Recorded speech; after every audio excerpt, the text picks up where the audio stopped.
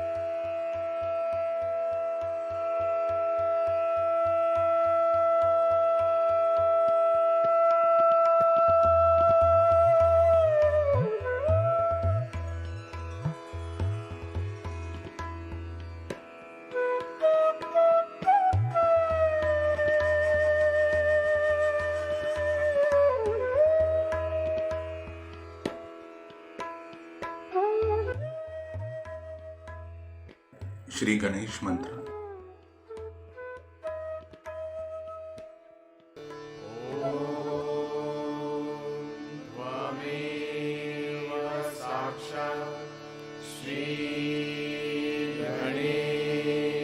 साक्षात् श्री आदिशक्ति माताजी श्री निर्मला देवी नमो नमः।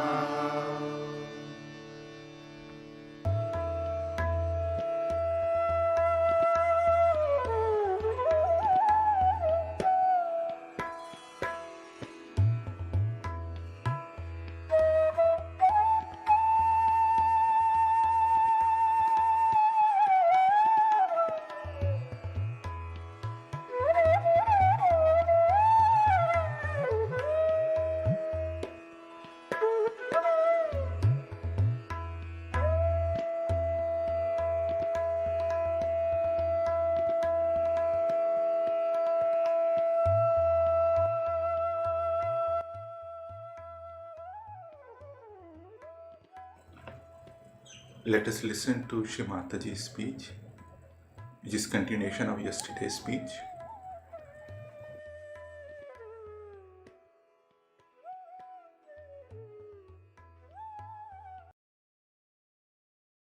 You have to have a balanced mix.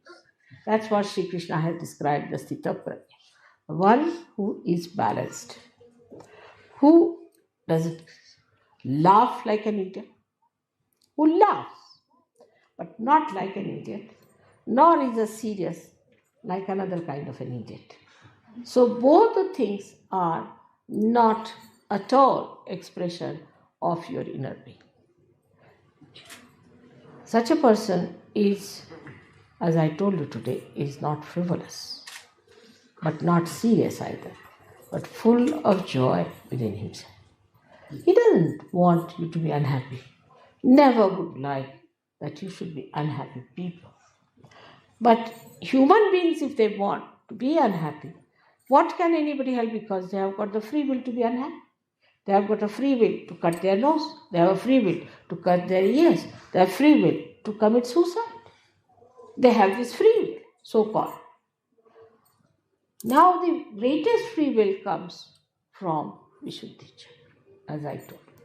And that's why we call him Yogeshwara.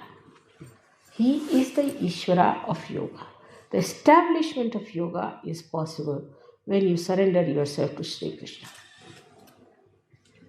Completely surrender yourself to Sri Krishna.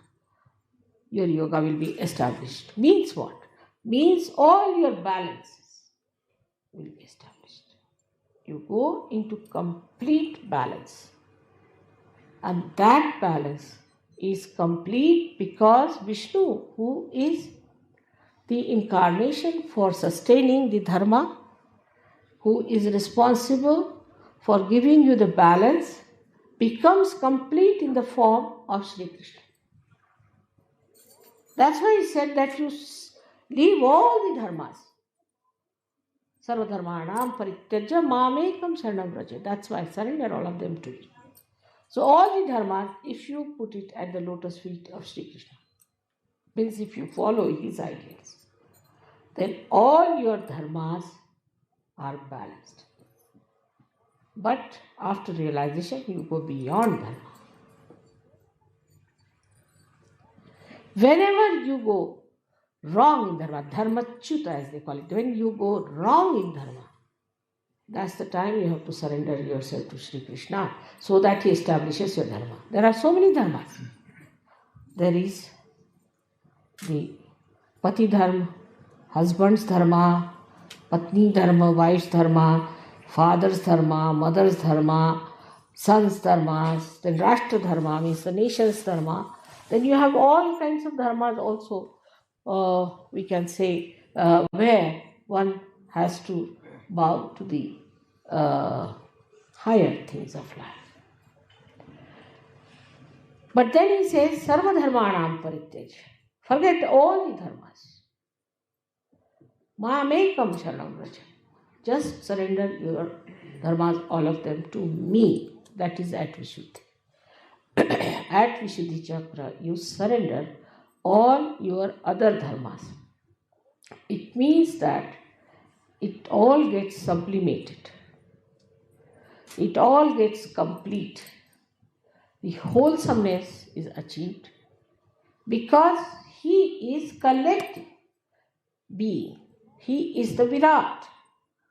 Because he is the integrated form of all the dharmas. And he is the Virata in our brain. He represents our brain. And when this Virat in us is awakened fully, then all the dharmas become natural with us. We don't have to do any dharmas. We don't have to be conscious of any dharmas, but automatically we become dharma ourselves. For example, there are people now say Christ. We can take example of Christ. He was dharma personified. He would not steal money from anybody, will he? Will he run away with somebody's wife? Will he? Will he do anything wrong? No, he cannot. Why? Because he was dharma. So now you have become dharmatit, means you have entered into the kingdom of God, into the Virata's conditions. And there your condition is such that your state is such that you are dharma. If you try to do adharma, you will suffer. If you try to do wrong, you will suffer. Here I don't have to tell you to be righteous. I don't have to tell you. There's no need. I don't have to tell you that you tell the truth. I don't have to tell you don't steal. I don't have to do all these things. Only thing I can tell you that get rid of your ego and superego. That's all. In a very general terminology.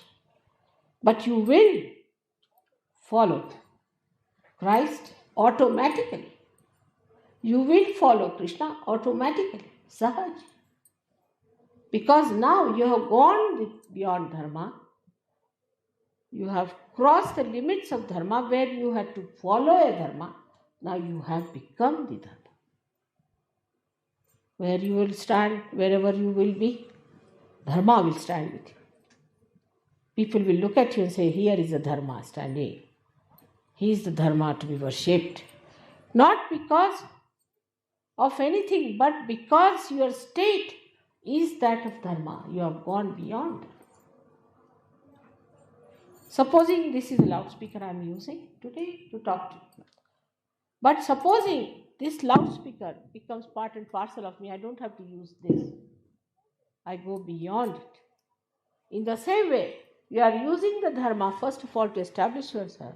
But when you go beyond dharma into the state of virata, then you don't need any dharma. You become the dharma of Virat. Now, what is the dharma of Virat? What is the dharma of Sri Krishna? Is collectivity. Krishna is the brain. Shiva is the heart. And Brahmadeva is the liver. Now, what's the faculty of this brain is? That the tree of life, of evolution grows downward, as he says. And this tree is growing downwards, of awareness from the brain. But if you have to go to the roots, you have to ascend. And that ascent you have achieved, now you have gone to the roots of your brain, where all your roots are enlightened, all your nerves are enlightened, your brain is enlightened. You are an enlightened person. When you are in darkness, you may catch hold of a snake as rope, but when you are in light, you will drop it. In the same way, when you become enlightened, your dharma is enlightened. You don't have to take to any guru or to any book or to anyone. You know yourself in your own life that this is wrong. Now, the collectivity part of it is very important. Anybody who cannot be collective is not yet a Sahajog. Not yet a Sahajog at all. Collective in the sense that anybody who cannot live with other Sahajogis, who tries to find faults with someone all the time, who wants to run away with his wife and stay somewhere else, or with her husband, who wants to get out, is not a person who is collective. There's no need to say that I cannot live under the circumstances in which Saj Yogis can live. If you are a Saj Yogi, if you are a yogi, you can live. Look at me, I am such an old woman. I can live anywhere. You take me to a village, you take me to any place. I am not bothered about any physical comforts at all, because I am comfortable within myself. My comforts are within myself. In the same way, a person who is not collective, like many people just come to pujas, that's all. It's like going to the church only once in Christmas and then saying Christ doesn't look after us. Of course, not going to church, you don't meet Christ. But I mean to say that just to have a casual way of Saj Yoga, you cannot gain. You have to be collective.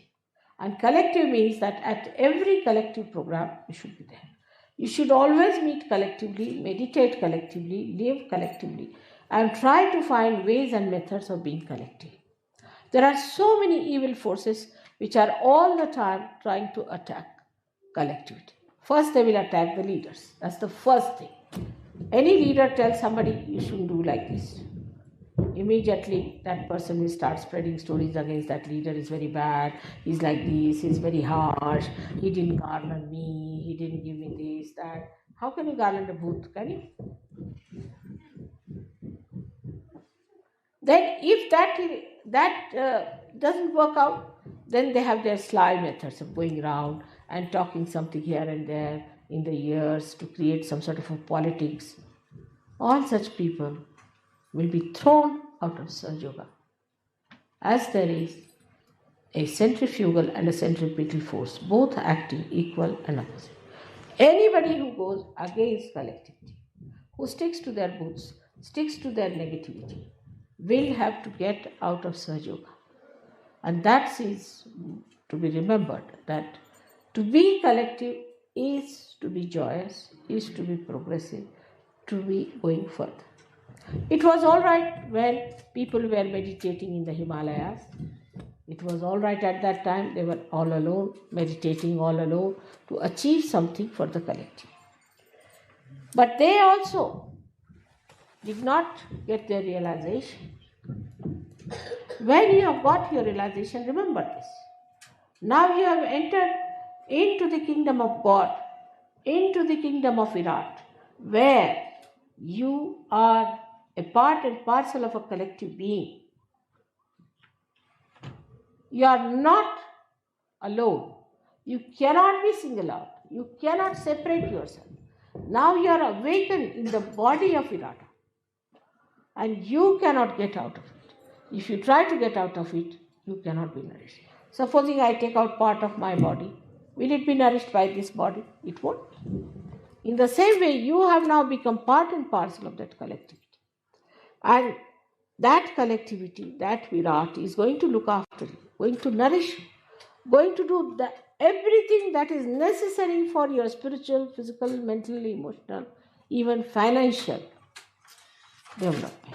But if you cut it short, if you try to block the collectivity, if you try to make problems for collectivity, or even if you try just to get out of the collectivity, then that is not our interest, that is not our work. This is to be understood fully in every way possible.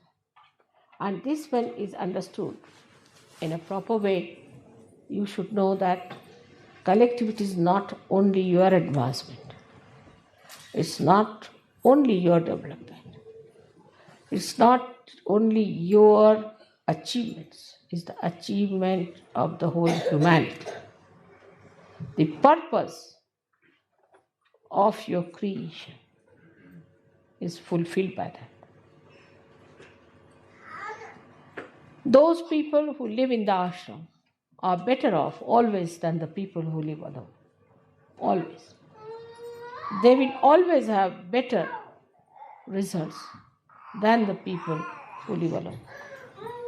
Maybe they live alone because they want to have a little private life or a privacy. But their privacy is not going to help them. That's not going to help them at all. The more you live together, the more you reside together, the more you enjoy together, there will be greater chances of your advancement. The more you will try to make yourself private, the more you will try to get out of it. Whatever explanation you may give, God understands you wherever. So all such things where you cut off yourself from the mainstream, you try to get out of the mainstream, then there is a big problem for you. Of course, for certain conveniences you may, for your certain understanding you may, but you should enjoy more the company of Sahajogis than your own private company in the dingy room of yours. That is one thing you can judge yourself.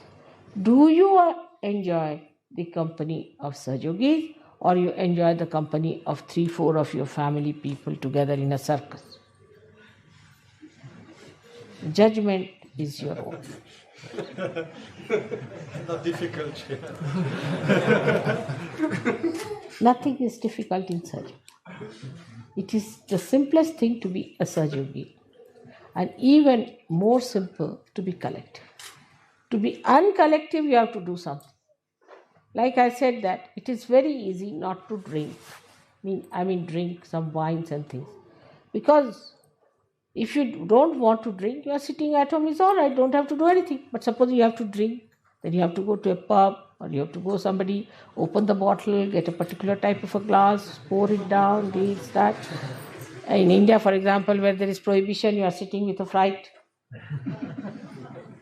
But for a person who just drinks water, he doesn't have to do anything. So to do wrong, one has to do something. But to be good, you don't have to do much. It's absolutely labor saving, energy saving procedure. You see, to do bad, supposing, you see, I want to harm somebody, I'll have to go out of the way to find out ways, methods. If I have to tell lies, I have to think of 10 lies to cover that one lie. But if I tell the truth, finished. I've told the truth, finished. With few words, it's done. So to be collective is much more easier. Of course, not for crooked people, because crooked people, wherever they move, their angularities trouble others. You see, like poking thorns. But those who are flowers, they fit in anywhere. People like them. They like their fragrance. They look at them, they enjoy them. Beautiful things. Now see, today they are looking like lotuses. How is it? Without doing anything, they have become lotuses. How? How they have become like lotuses? Whether they are lotuses or they are daisies, God alone knows. But they have become lotuses, such. How? Because they are one with God. When we stand in our own way, when we try to do something privately, then God says, all right, go private. But when we are public, He looks after us. And then, in Sahaja Yoga, as you know, that collective growth is the only way we understand Sahaja Yoga. Somebody knows something, somebody knows something else, somebody knows something else. When we are collective, then we really understand every aspect of Sahaja Yoga. Supposing there is somebody a scientist, somebody is a musician, somebody is another thing. We cannot know everything. So you know something from this one, something from that one, something from that. So all the rivers as it flow into that collectivity, and you enjoy the ocean of all these rivers. You don't have to go to all the rivers in India, like you go from Ganga, Yamuna, Saraswati, Kaveri, you thousands of miles. Go to the sea, all of them are there.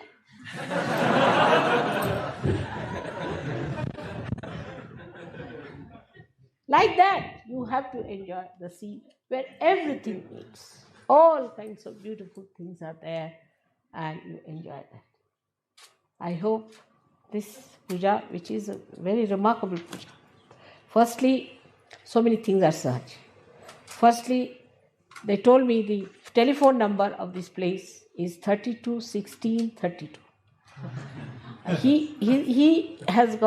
He's accompanied by 64 yoginis, Sri Krishna. So 32 on this side and 32 on that side of the sitting room. This place is called as Black Lake. Krishna is black. This place they got suddenly. And this is the only place in this so-called military regime of Switzerland where people can sleep on the ground. You are not supposed to sleep on the ground. If there's no cot, you hang in the air, but you cannot touch the ground.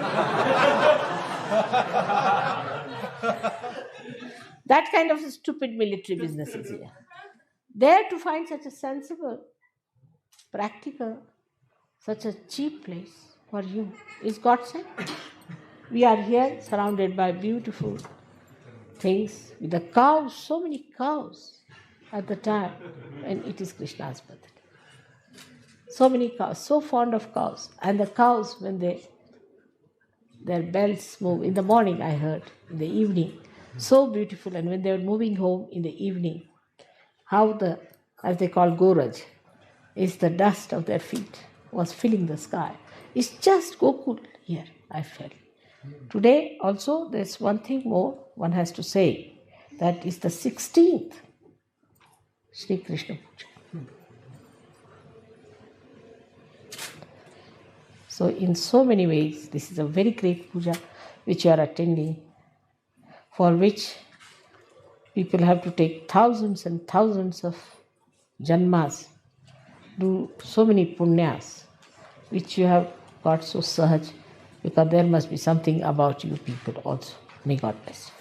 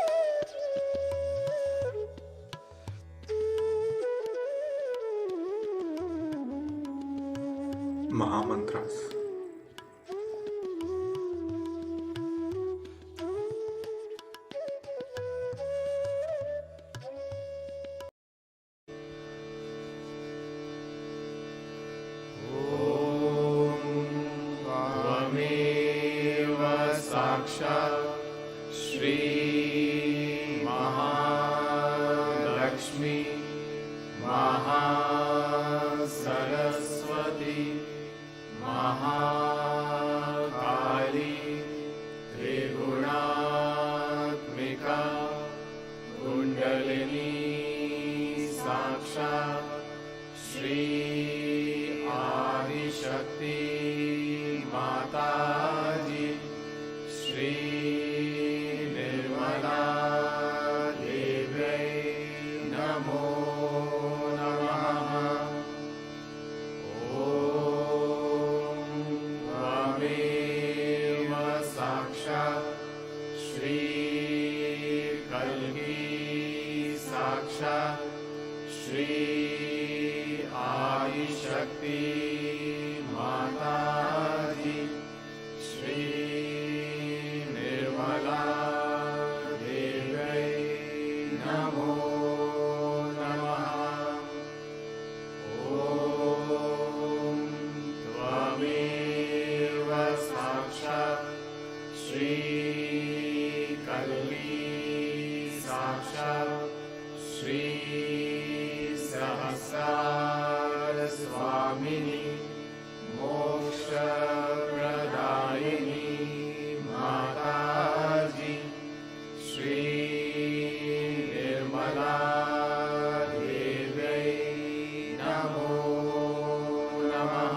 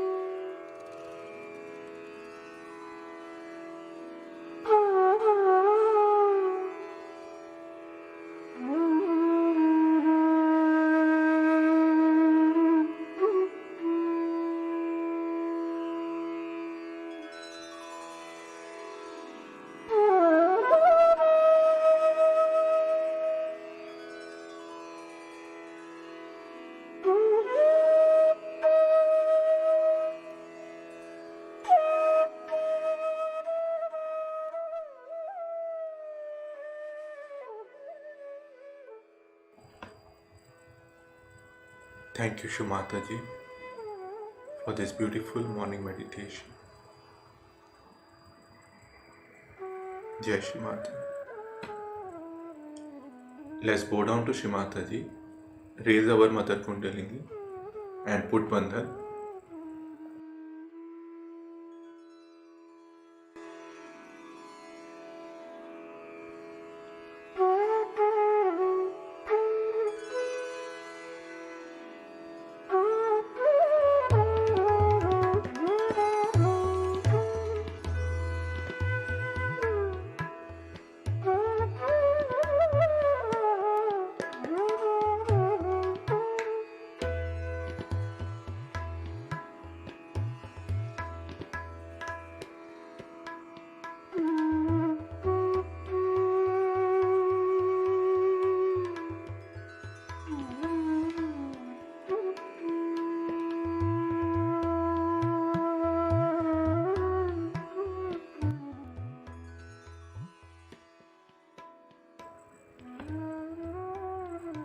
We will continue our daily collective morning meditation tomorrow.